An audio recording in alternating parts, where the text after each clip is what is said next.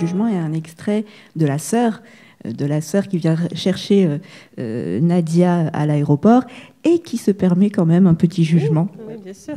Et papa, comment ça va? Les médecins se demandent comment il vit encore. Tout est déréglé. Le foie, les reins, tout. J'espère que tous tes habits sont pas comme ça.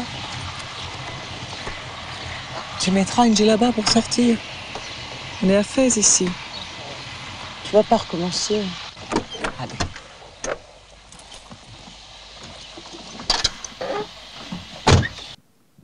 On est à Fès ici, il faut porter une djellaba.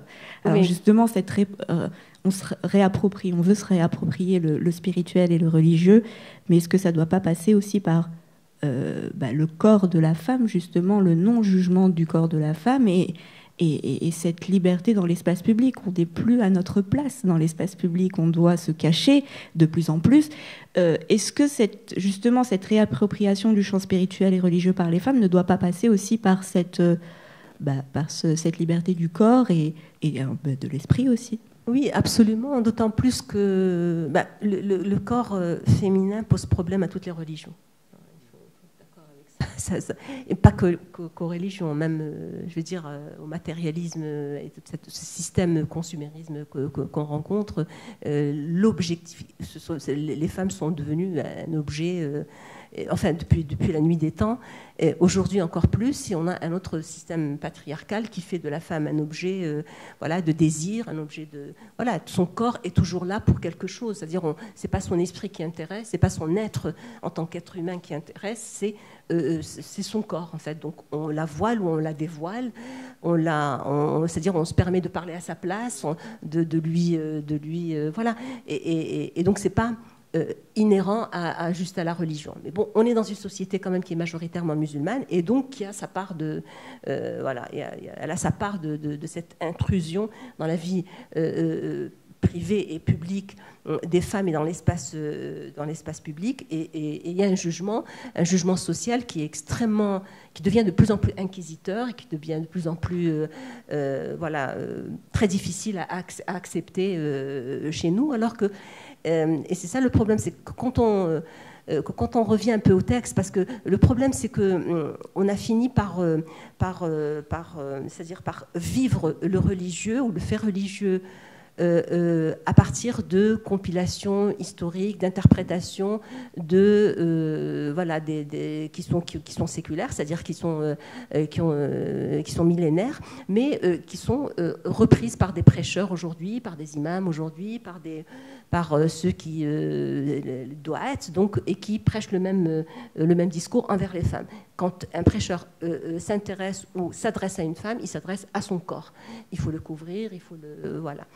Et c'est comme l'autre versant où il faut se découvrir, il faut c'est la chirurgie esthétique, c'est etc. etc. Donc pour l'islam, il faut retourner un petit peu aux sources pour voir que justement, moi je suis invitée à Tunis après l'Aïd justement sur un grand colloque qui s'appelle le corps féminin dans les religions. Et c'est quelque chose que j'avais jamais travaillé, je veux dire la vérité. J'ai beaucoup plus travaillé les questions juridiques, les questions et qui ont affaire à ce fossé qu'on a entre la spiritualité, l'éthique de la spiritualité et notre réalité sociale et les lois discriminatoires. Mais le corps, c'est-à-dire que j'ai jamais travaillé en sachant très bien qu'il y a un problème au niveau du corps. Et là, je me suis dit, bon, je vais m'y mettre et je vais lire les textes sacrés, voir ce qu'ils en disent. Je suis stupéfaite de voir que, franchement, le texte sacré ne parle pratiquement pas de corps.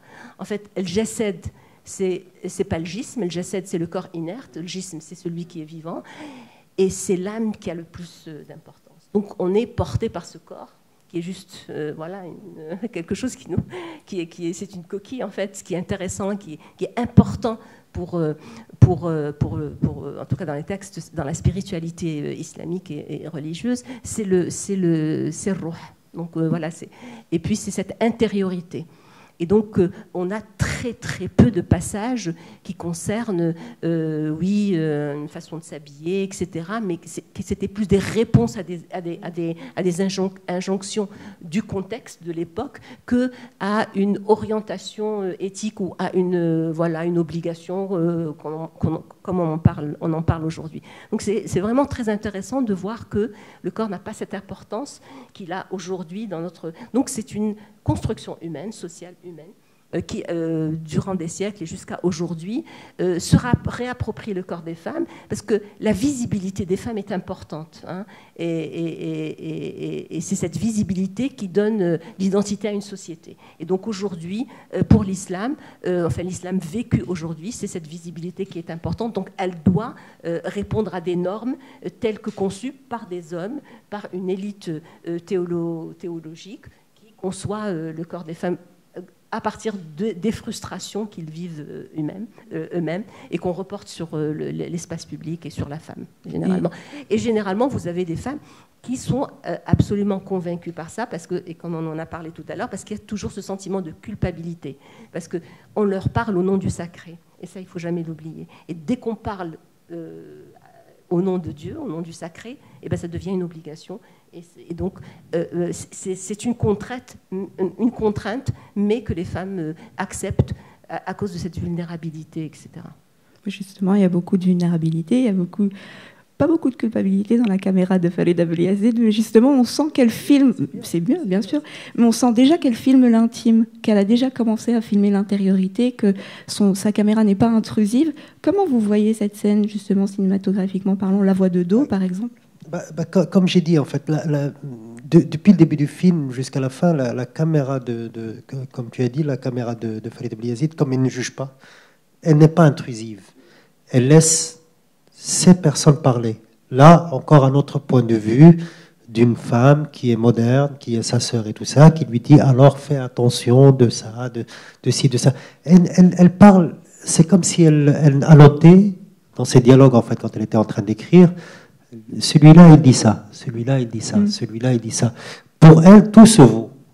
Pour construire un vivre ensemble et pour construire, pour justement travailler son histoire et pour justement, elle construit narrativement, le personnage de Nadia se construit narrativement bloc par bloc. Et vraiment, voilà, il y a la phrase de sa sœur, il y a en fait le deuil en fait de son père et tout ça. Donc il y a son père, il y a le frère en fait qui va commencer à parler d'héritage, il y a Kirana qui va venir, il y a ça.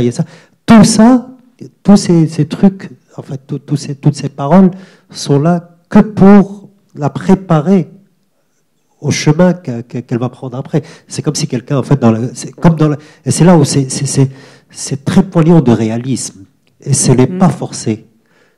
Ce que je peux reprocher à d'autres cinéastes, donc voilà, c'est qu'ils forcent les choses. C'est très dur de ne pas forcer en fait les choses pour dire, parce qu'on a besoin de dire des choses, donc on va les forcer, on va forcer les situations. Alors que elle, non, ça travaille petit à petit. Par exemple, toi ou Asma ou les gens là, il y a quelqu'un qui va venir, ah ben ne fais pas ça, et l'autre qui va dire, ah là ne fais pas ça, elle ne fait pas ça, elle ne fait pas ça. Donc voilà, après ça commence à germer pour ton impulsion. Donc c'est ce qu'elle fait ici. Donc voilà, elle juste annote tout le personnage qui environne Nadia pour qu'elle après en fait pour qu'elle puisse prendre sa voix. Et donc voilà, c'est plus comme ça comment je vois en fait cet ensemble de scènes qui vient. Parce qu'en fait je peux pas juger qu'une seule scène par rapport à c'est une construction qu'elle a finement travaillée. Et justement, on va parler peut-être de la construction de ce personnage ou des personnages, mais c'est aussi ce personnage-là, cette figure féminine, et comme Nadia par exemple, est-ce que c'est une figure qui a existé ou qui existe encore au Maroc ou dans le monde arabe? Vous avez beaucoup travaillé, il y a la question des imams femmes par exemple, on sait combien les figures féminines d'antan ont marqué les guerrières. Aïcha, la femme du prophète dont vous avez parlé, la première femme à créer à Fès la première université au monde était une femme, donc on n'a plus rien à prouver finalement, et on est encore en train de prouver des choses aujourd'hui. Est-ce que ces personnages-là existent ou ont existé? Un personnage comme Nadia par exemple. exemple. Le personnage comme Nadia existe aujourd'hui. Il existe aujourd'hui, il est parmi nous, il est dans le monde musulman, en Occident, il est partout. C'est vraiment quelque chose d'actualité, comme je vous ai dit, et c'est vraiment le prototype de ces femmes-là qui se recherchent, qui sont en quête, dans cette quête de sens, qui est vraiment quelque chose comme une empreinte qu'on a du sacré dans notre cœur, et qu'elle renie au début, très aveuglée un petit peu par toute la belle modernité, etc. Et puis après, elle rencontre cette tradition-là, et puis c'est le doute, mais après, comme vous dites, elle se laisse emporter. C'est vraiment, elle se laisse emporter, elle se laisse faire. Revenons à votre question, effectivement, finalement, avec créer cette zaouïa et ce leadership féminin au religieux, c'est quelque chose qui a toujours existé, mais qui a toujours été invisibilisé. Voilà. Autant on veut visibiliser le corps des femmes selon des normes, autant dans la connaissance, dans le savoir, dans cet apport donc, par rapport à tout ce qui est sacré, mystique, mais aussi dans les sciences, l'ilm islamique, c'est quelque chose qui a été, qui est maintenant un petit peu de plus en plus reconnu, mais qui n'a pas l'importance qu'elle doit avoir. Alors, heureusement, aujourd'hui, on sent qu'on veut leur redonner leur place. Voilà, il y a les morshidat, il y a les femmes adoul. C'est franchement des révolutions par rapport à 10 ans. 10 ans ou 20 ans, on n'aurait même pas pensé qu'on aurait des adouls et qui feraient des actes de mariage, etc.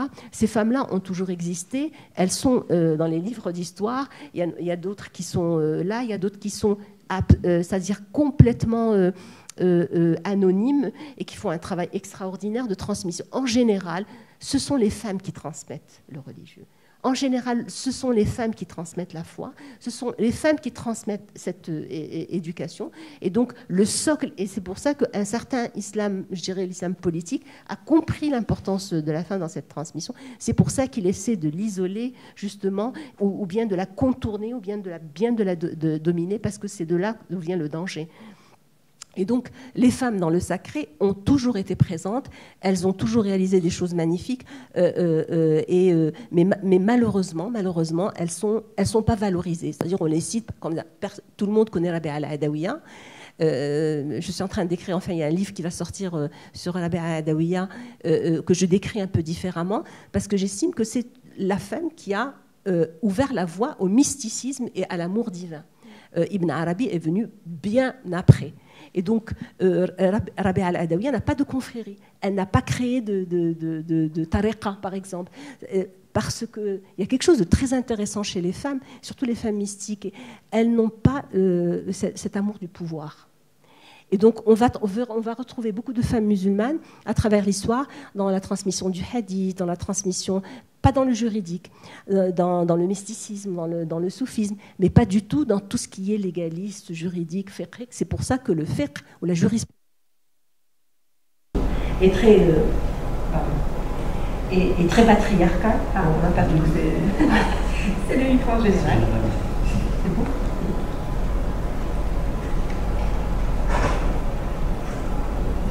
Je ne sais pas si vous m'entendez.